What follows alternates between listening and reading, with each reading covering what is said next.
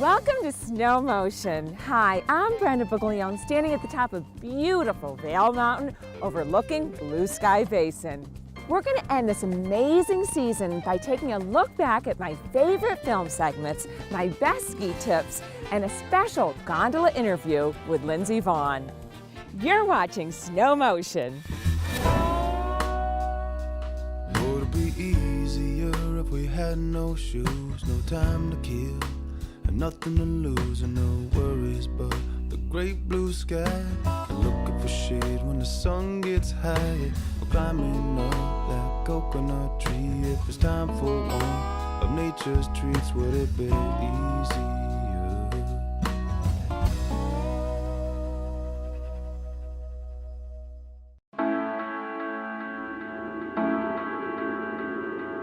Remember what it's like to forget everything but the moment.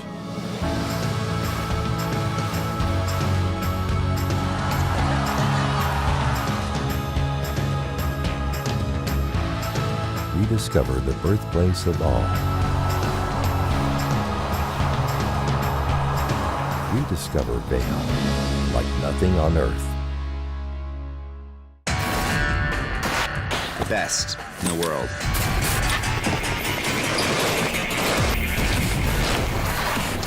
All it takes are a few perfect runs. This is what gold medals are made of. These are our podiums to protect. This is what we live for. Best in the world.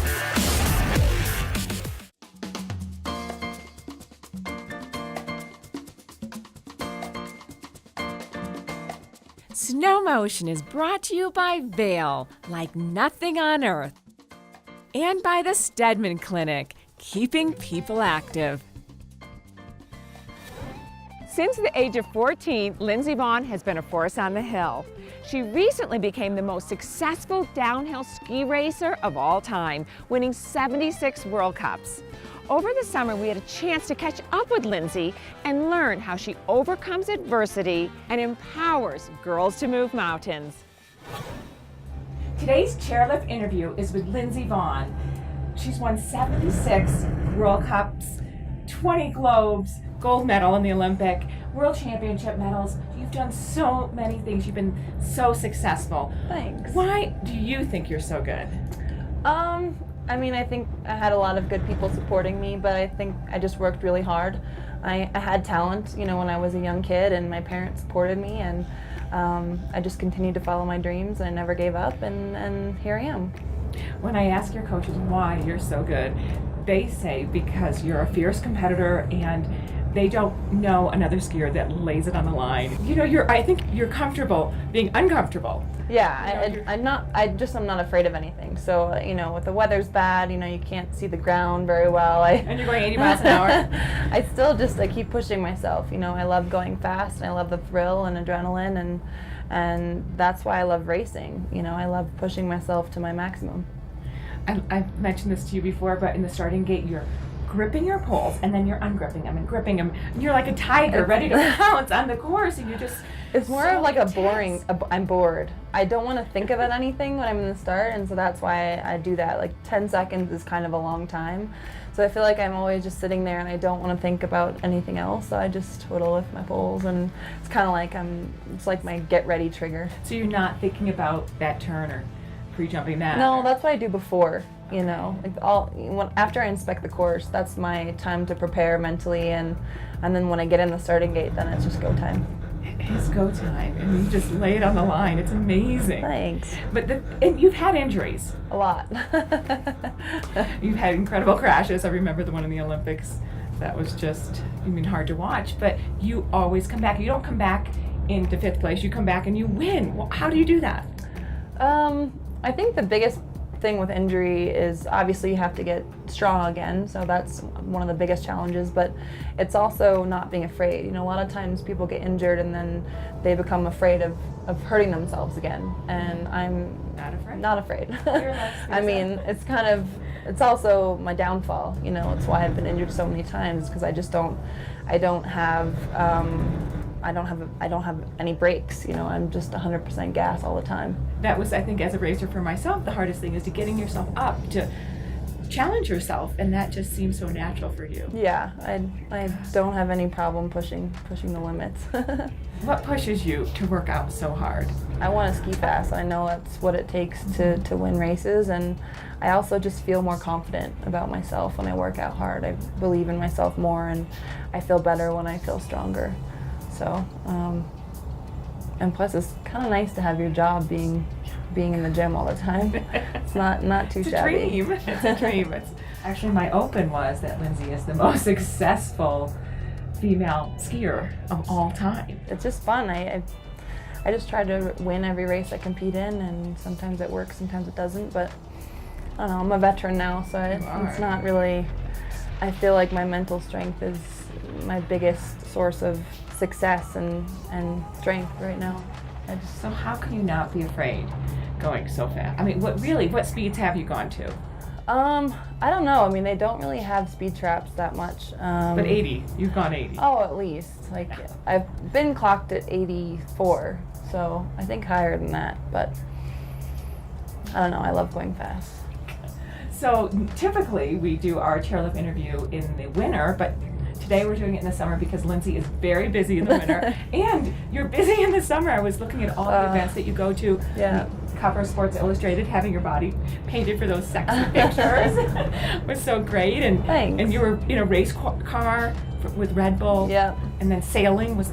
Yeah. I mean, you're everywhere. I've done a lot of fun things this summer, and I try to, give myself a little bit of a break and do fun things outside of skiing when I can, but not compromising my workouts as well. So it's a hard balance, but I mean, sailing with Oracle Team USA was amazing in New York. That was so much fun, and the Formula 3 car that I went in was insane. I had so much fun. You could be a race car driver, maybe. I was thinking, what will you do when you retire? I don't know. I mean, I've got my foundation, which I'm really proud of. We started a year and a half ago, and so I think when I retire, I want to focus heavily on that. Our goal is to inspire and empower them, and I try to do my best to be a good role model and to set a good example, and I mean, still being myself, but I think one of the best things feedback that I've gotten from the girls is that they're not afraid to be themselves. They look at me and they said, I talked to a couple girls the other day and they said, you made strong cool. And I feel like I'm comfortable being myself because you do that. So I don't know, it's really inspiring for me to hear that from young girls, and knowing that I am making a small difference. I think it's a big difference. And even what we talked about at your foundation is, how do you make a girl confident?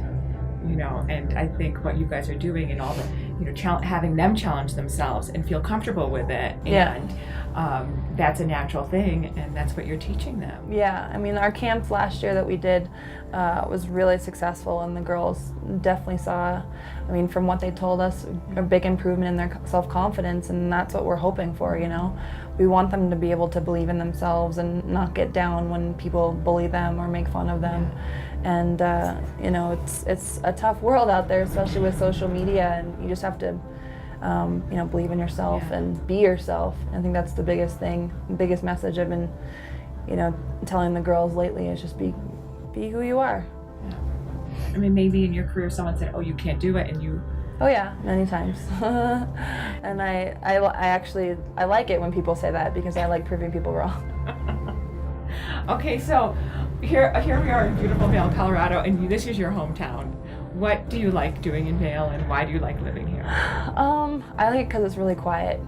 I've got a nice house tucked in the woods, and I've got me and my 3 dogs, and I take them hiking, and I go fly fishing, and of course skiing, and it's beautiful and quiet, and I'm in the mountains, and that's what I love. How long do you think you'll go for? I'm hoping 3 years, but it depends on my knee. If my knee breaks down at the Olympics, then I'll stop, but if it keeps going, then I'll keep going. Then you were there trying to race last year, and they're taking fluid out of your knee. Yeah. You trip the bone, and that pain, you have a good pain threshold and speed too. Yeah, I mean, you've been injured enough times that you just know it's just part of the deal. Pain is only temporary. Temporary, okay. Glory is forever. All right, well, thank you for bringing so much attention to the sport. Thanks for our interview Thank you. today. Great to see you. Nice to see you. Yeah. Today's ski tip is about what not to do. When you see a skier getting fatigued, you notice that they start bending at the waist. If you bend at the waist, it does take the stress off your quads, but it puts it on your lower back. If you break at the waist, you lose the power in your legs. You want to angulate with your ankle, knee, hip into the hill. Feel the edge carve. If I break at the waist, my skis flatten out and I'll slide. So if I'm bending over at the waist, I lose all the power on my downhill edge. I want to keep my chest facing forward. Carving my turns and getting the ski up on edge. If you want to ski well, you need to keep the power on your legs. So remember, stay strong, keep the chest up, looking down the hill, and you'll carve your turns. I'm at Gold Peak in Vail, Colorado, where the best snowboarders in the world come together to compete in the half pipe and the slope style. We're watching them compete at the Burton US Open. Don't go away. When we come back, I'm going to bring you one of my favorite ski tips from the season. Movement is life. It is the joyous wiggles of a newborn child, the grace of dance, a quiet stroll in the twilight of our years. Movement is freedom, exhilaration, independence. Movement is progress, relentlessly seeking solutions. At the Steadman Clinic and the Steadman Philippon Research Institute, movement means science finding cures and medicine enhancing lives. At SPRY, it is science unsatisfied with the status quo, science discovering life-changing answers. At the Steadman Clinic, it is unsurpassed orthopedic care for the world's greatest athletes and everyone. Movement is our mission.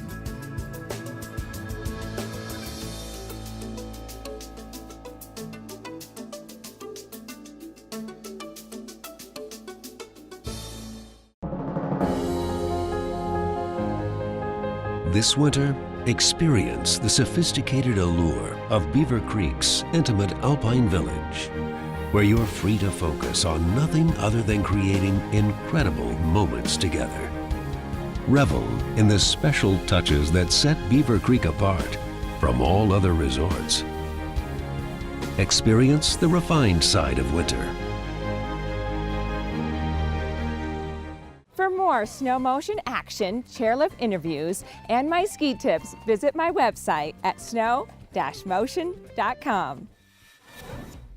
I love skiing the powder, going through the soft, fluffy snow, but it takes a different technique than if you were skiing on the steep, groomed, hard snow runs. When I'm skiing on an icy run, I want to get more power on my downhill edge. But when I'm skiing in the powder, I want to have weight on both skis because I don't want one ski to get light and catch in the powder and make me fall. You want to have your legs closer together and not have as much weight on that downhill ski. You want to distribute the weight between your downhill and uphill ski so both skis are on the snow. The pole plant is surprisingly important in the powder. A lot of people think that you should sit back in the powder so your tips will float over the piles of snow. But actually, this is a really hard position to make a turn from. Your quads are always contracted so they get tired, and also it's hard to turn the ski, so you want to have a good strong pole plant so you come up and forward into the next turn. Here, you want to make the move to come up and forward. If I don't have a pole plant, I start rotating my upper body and don't make the move to get back up on top of my skis. So remember, when you're skiing that powder, keep the legs together, have a solid pole plant to keep your rhythm, and stay centered on your skis. You'll find skiing the powder is addicting. Sandra Lonsteiner has been redefining women in action sports since 2010.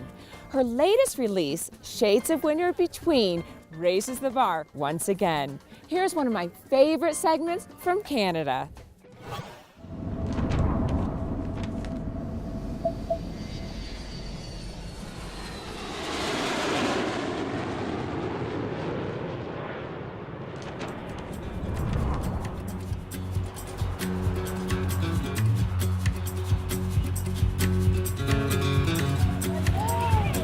It felt so good to see Evelina and Janina again, even though we're spread out across the world. It's always easy to connect with each other. Oh, so good to see you. Yeah. How are you?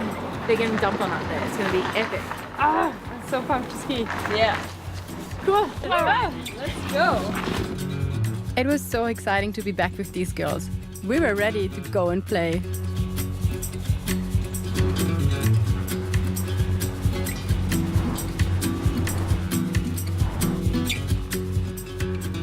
You know, meeting a lot of people up on the mountains, they go to ski to get away from that mad rush of the city. And it's because the mountains can bring that freedom and, you know, joy and fun and bring you back to being a child. The Monarchy Powdercat Lodge is about 30 kilometers southwest of Revelstoke and is known for an accumulated annual snowfall of 18 meters.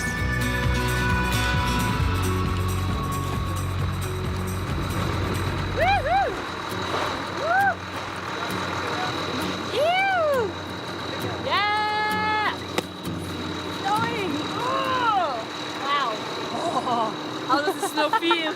Woo.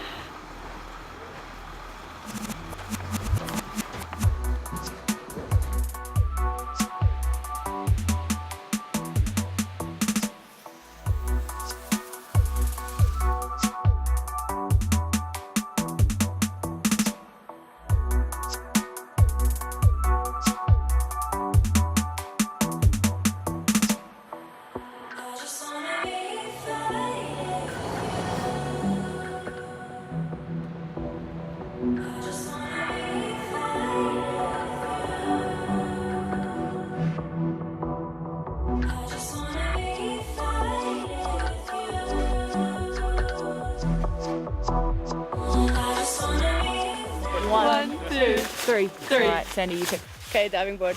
Yep. Okay. Yeah.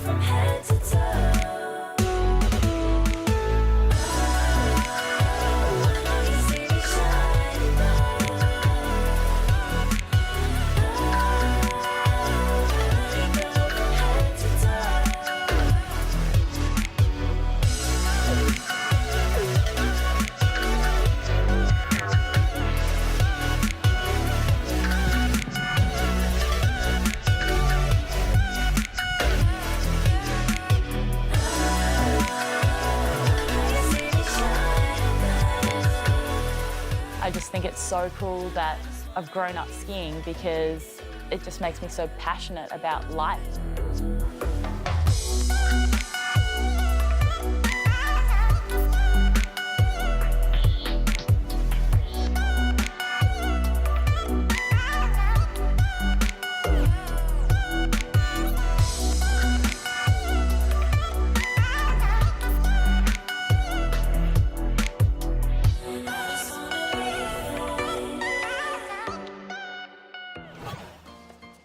Stick around. When we return, we're going to take a wild ride with Warren Miller Films and the Cowboys of Winter.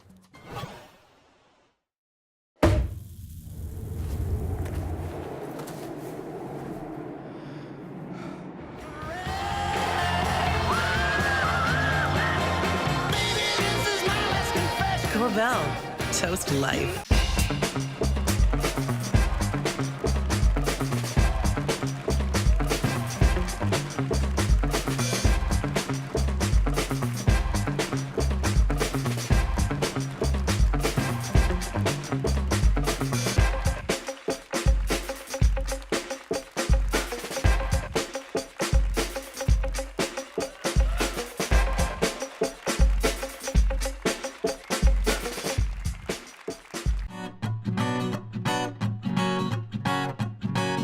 What we've done at SureFoot is really changed the way that you get ski boots.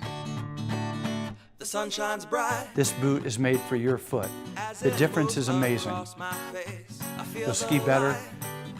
They're better fitting, better skiing than anything you've ever experienced. I woke up feeling great. Today was made for me. And life is good the way it should, the way.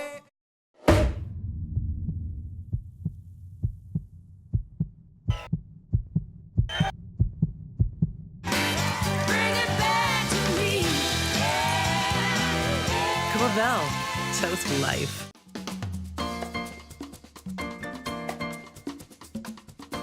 SnowMotion is brought to you by SureFoot. Better fitting, better skiing. And by Bogner, the luxury of sport.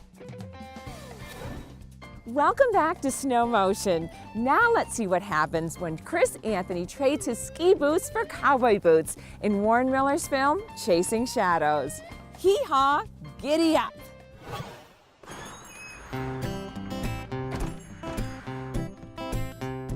We don't have a lot of hard and fast rules in the Warren Miller movie, but here's one. If it involves horses and skis, you send Chris Anthony. Well, I'm always a stranger everywhere I go. Nobody wants to know me. Oh yeah, my rodeo starting out. Always love for the feeling. Not for sure. Mind you, that's not because Anthony's good at it, all right? But, you know, he's good at other stuff, like sand skiing, dishwashing, and jetpack flying, and let's give the guy credit. I mean, he can flat out wear a pair of chaps. Nobody can mistake me for someone they want to. Fly down the yard. Here I am in Steamboat, Colorado. I'm just gonna go like hell. This is the Cowboy Downhill. This is true America. Some of these cowboys have taken a break from the stock show to come up here because the horses and the bulls haven't killed them yet, so they thought a pair of skis and a snowboard might. Red course ready. Cowboys go. If you're wondering what a cowboy downhill is, you're thinking too much.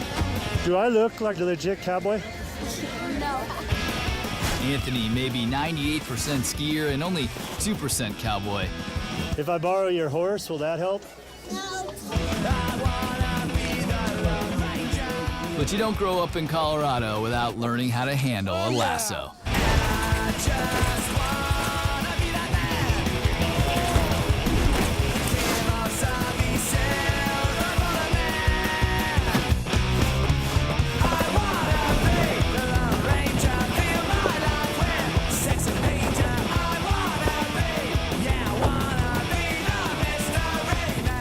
The premise of the Cowboy Downhill hasn't changed in the 41 years they've been doing it. Take a bunch of rodeo stars off their horses and put them on skis. And just like Anthony with a horse, being good is not a prerequisite. Downhill and out of control.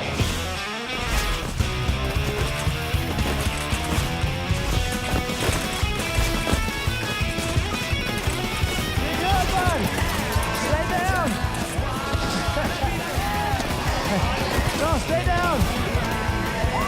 Stay down for a while.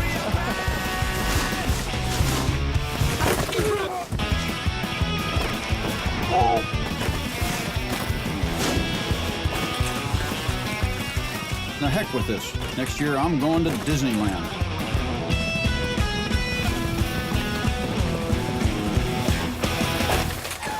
Cowboy Downhill.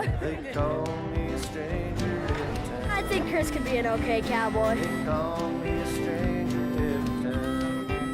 Skiers like Chris try to blend in everywhere they go, but some skiers stand out wherever they are. That's a wrap for this season of SnowMotion. I really enjoyed sharing my passion for the sport of skiing with you. Thanks for watching. I'm Brenda Buglione, and we'll see you next winter.